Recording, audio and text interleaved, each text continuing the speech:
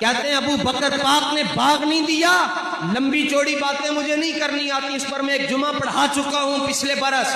اتنی بات ضرور عرض کرنا چاہتا ہوں, ارے تم سیدہ پاک کو منگتی بنانا چاہتے ہو؟ ہم نے تو اس مخدومہ کائنات کے بچوں سے پیار کیا ہے کہ ہم یہ کہتے ہیں پوری کائنات کے اندر یہ جو رزق تقسیم ہو رہا ہے یہ حسنین کریمین کے ٹکڑوں پر کائنات پل رہی ہے.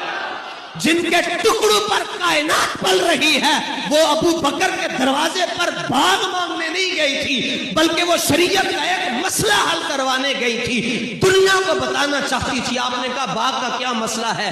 آپ نے فرمایا کہ میں نے ابا جان آپ کے والد گرامی سے سنا ہے, فرمایا کہ نبی کا جو مال ہے وہ وراثت میں تقسیم نہیں ہوتا. نبی دنیا میں مال چھوڑ کر نہیں جاتا, نبی دنیا میں علم چھوڑ کر جاتا ہے.